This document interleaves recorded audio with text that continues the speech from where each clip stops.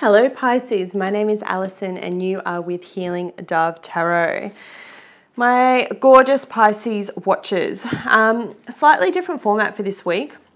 As you can see, I haven't gone ahead and pre-shuffled your cards and laid them out, and the reason being is that recently someone made a comment about me being fake because I don't shuffle the cards on camera, which made me lol, because anyone who's followed me from the beginning knows that that's exactly what I used to do. And like I'd include the invocation, spirit, calling in spirit, like everything bar my meditation, how I shuffle, which is like choosing to pick every single card.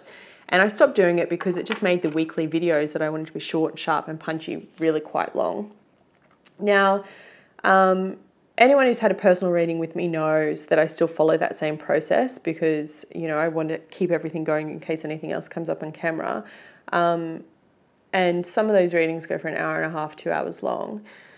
So, you know, I was kind of like hesitant and about making a point of this, but it really bothered me, this comment, and not because it was a personal attack at me and my abilities as a psychic intuitive. I know what I bring to the table, but more importantly, when you make a flippant comment like that, you throw into question all of the people that actually resonated with that video, and you question their beliefs, and then you create a seed of doubt which makes them question whether or not what I'm telling them is actually true.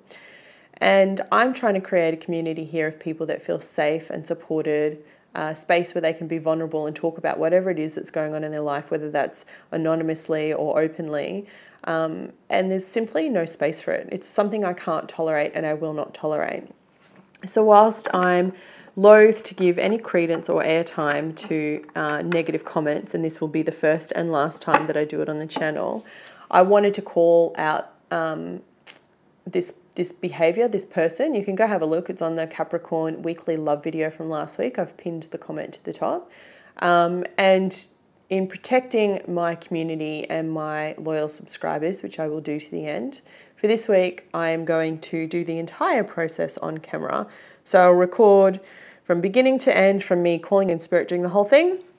If you find that this is too long for you, you can go onto that video and thank them. And if you find that you actually prefer it this way, then let me know. You can also go thank them. I'm going to be doing a poll after I upload this week's videos. I'm going to ask you guys what you want anyway. So we'll see what the masses have to say. All right, Pisces. So without further ado, let's get started with your reading.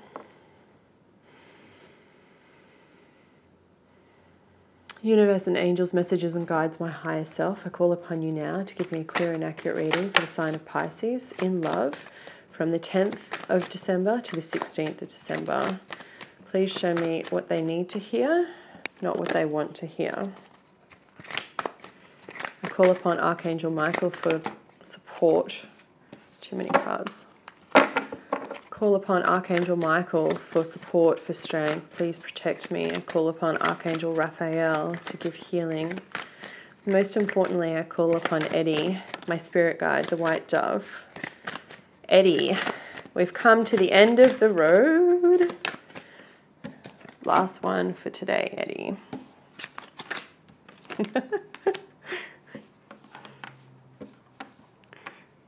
I don't know whether it's my higher self or what, but when I said last one for the today, I heard this. Oh, but we're having so much fun, Alison. People are going to think I have schizophrenia or something when I talk to myself, but it's like, one more card, please, Eddie. Thank you. I said one, you've given me two. Yeah. All right, Pisces. Okay, at the bottom of the deck, you have the card of Sagittarius, Temperance, coming in. Yeah, Pisces, your reading last week was quite beautiful. It was this alignment of two souls, right? I saw this gorgeous energy coming in and kind of showing me where you're going. What I see coming up for you this week is really trying to balance the intensity, okay? Part of what I love about your sign, my dear Pisces, is that you are so beautiful, so nurturing and loving and giving when you're in harmony, when you're in flow. When you're out of that vibe, when you're not aligned to being, you know, a nice balanced fish, you're an empath, so you pick up on everyone else's shit, right? And that makes you a little, it's kind of like, for Cancer, I would say a cranky crab, but for the fish, I just say you do exactly as your sign says. It's like two fish swimming in the opposite direction. Like you get out of alignment, right? So just a bit of a heads up, this week could be quite challenging for you when it comes to the energy. So if you're doing the work, if you're keeping yourself grounded, if you're meditating, you should be fine. But for some of you, I really do feel like this is going to be a challenging week in keeping your shit together, okay? And I don't just mean in your intimate relationships, I mean in how you deal with people. Something could come up at work, you could lose your cool. Yeah, there's a whole range of things. But let's get started, because this is a bit of an intense reading and there's two stories here. So I'm going to tell the two exactly as I see them. And I hope you can still see that. The sun's about to set, so it's quite bright. At the start of the week, you have a lot of mental energy, and this is what I was saying about if you're doing the work. You have the Five of Swords coupled with the Six of Swords, and it's grounded by the Two of Wands. Wands are all represent creativity. It's speaking about work, projects, things that we're putting out into the universe, right? Can also represent travel. But for you, you've got the Five of Swords coupled with the Six of Swords. This is mental energy, Pisces, and this you can control. The Five of Swords speaks about winning, but at what cost? It's like you're going into battle, you're fighting for yourself, and you're going in to kind of like win at things. But in doing that, you could be losing someone in the process. And you have the Six of Swords here. So the Six of Swords speaks about moving on.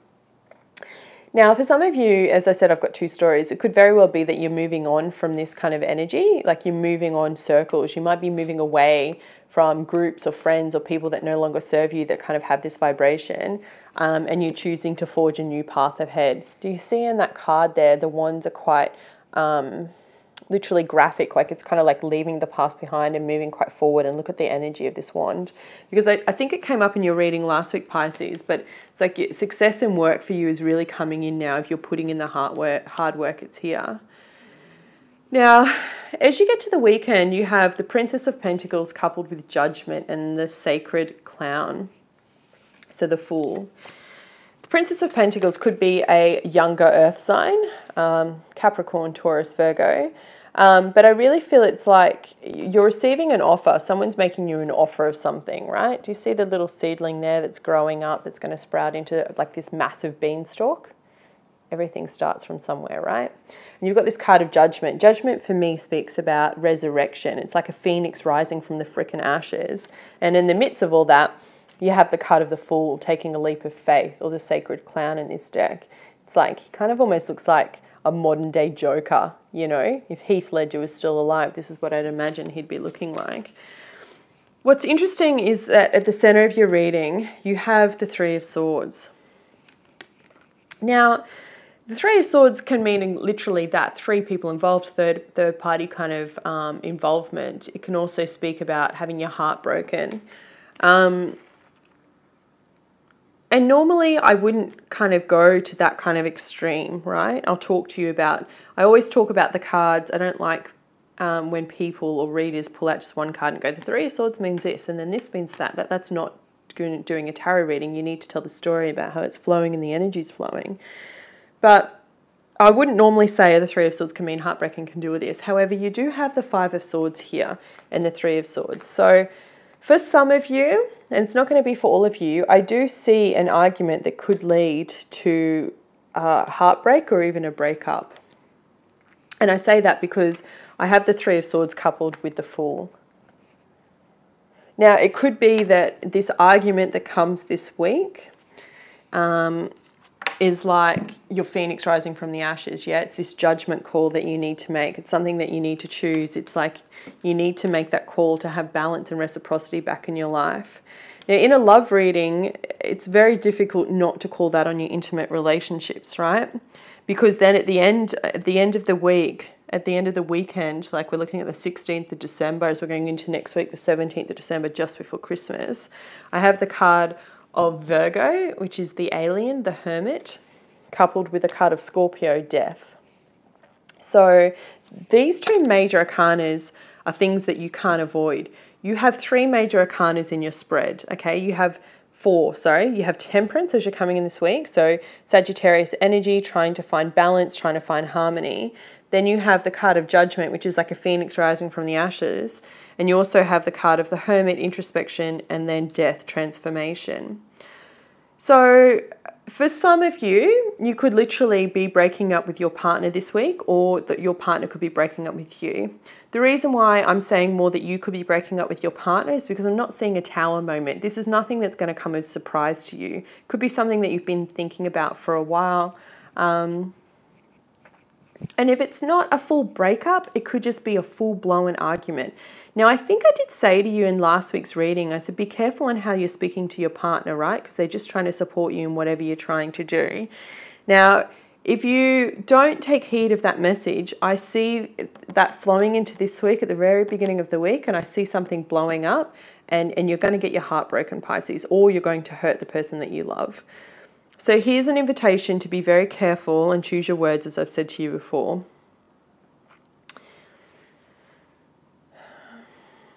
Yeah, for some of you, it's definitely a breakup, because I have the Three of Swords, I have the Six of Swords. It's moving on from this kind of person or this energy.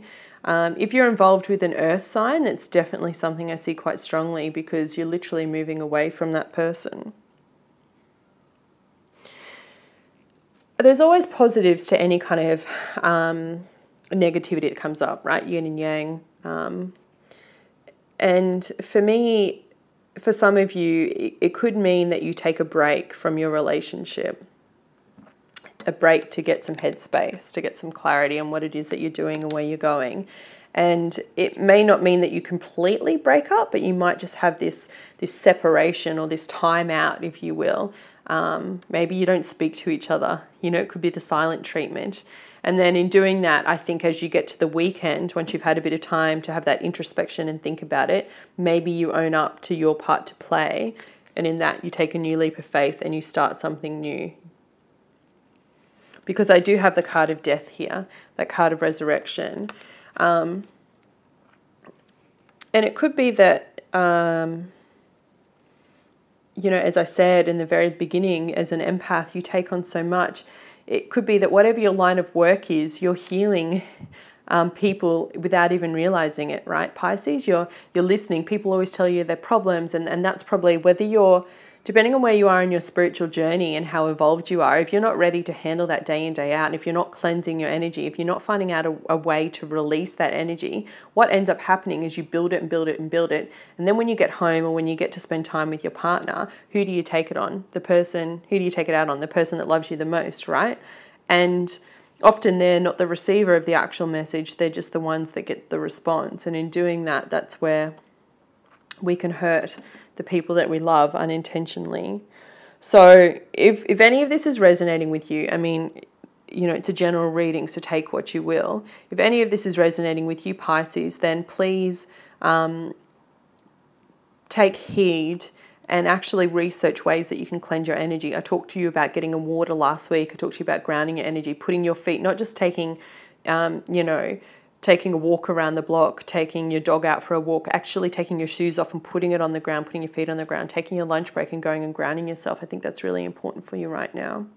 And if it's not someone that you're intimately involved in, it could be a parent that just pushes your buttons this week too far and you just snap. And in doing that, you're like, I probably didn't mean to say it like that, but I've said it and now I have to just kind of eat humble pie. All right, let's get some additional guidance for Pisces singles in love from the 10th to the 16th. Please show me. Thank you, Eddie. Solar plexus. Yeah, this is really cool. This is all about I am stuff. So standing up for your self-worth, which maybe that's what you need to do, as I said, so that you can have a resurrection. Pisces in couples, please. Additional guidance from the 10th to the 16th of December. What do they need to know? Pisces in couples. Okay. I'm going to take the top one because that's the first one that I saw. Oh, there's a card here all along. All right. Now I'll take that one. Okay. Solar plexus chakra. So if you guys do any work in your meditations, this is all about I can. and the book says it's just talking about where it's located. So it's in the navel area, just below your rib cage. Represents power, vitality, willpower, self-esteem, and confidence. It's associated with clairstance, so your inner feeling, which is the major psychic reception area. So this is what I was talking about for those that are empaths that take it all on, right? To strengthen this chakra, try this breathing exercise. Close your eyes, and as you inhale deeply through your nose, breathe in the color yellow. See it coming from a glowing, brilliant sun, and send this vital energy to your solar plexus. Exhale through your mouth all energies that don't serve you. Believe that you have and you can manifest the relationships you desire and that you will. So this is really important. This is a perfect example, and this is why Spirit's brought it out, as I was saying about cleansing your energy for singles or for couples, okay? If you're needing to find a way to release it, that's a beautiful, simple way that you can every morning before you get up. You can even do it in the bathroom if you don't want to do it in front of someone, you know, breathing exercise. Couples. Now I'm going to take both of these because that card that I didn't put in the deck was still there, and I feel like it could be an important message. The fates, right? So some of you are breaking up. I just have to call it as I see it. Fate, karma, acceptance that there are things you cannot change, and knowing that there are things that you can. Other people are who they are. You can't change them. The challenge is to accept them as they are and not try and make them otherwise to suit you. Isn't that the truth? This is a time to look at how you attempt to mold people to fit your view of how they should be so you can remain in the relationship and avoid discomfort.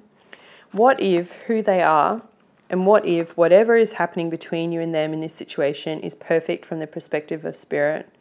Now is the time to accept that what you cannot change, even if that means that you honour yourself, Spirit, and the other person by moving on.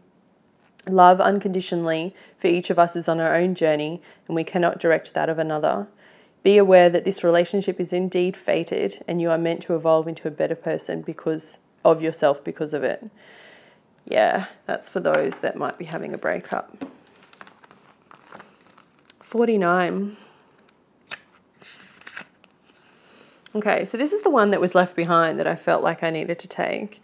Perspective, objectivity, neutral observation from a distance. And it says, sometimes you just can't see the forest for the trees in your way. Feelings can get all jumbled up, and often you hear one thing when a person says another. This is for the couples that are going to have that argument. It can be like an echo of unresolved past experience dubbed over your conversation. Take time out before you react. It's likely the other person has no idea how his or her words have affected you. Take a few steps back and lend understanding to the situation. Have faith in your connection and trust that you can come together. Take to a higher ground now and cultivate curiosity about what you observe in yourself and in others and in the landscape around you. You will find things much improved sooner than you know. There you go, Pisces. So 2 very clear messages for those in couples, and you'll know which one you are. And then a beautiful message about releasing any toxic energy that you have for singles. All right, Pisces, I wish you all the very best for this week. If you liked this video, please hit the thumbs up. Helps the channel more than you know, and I'll be back with you next week. Take care.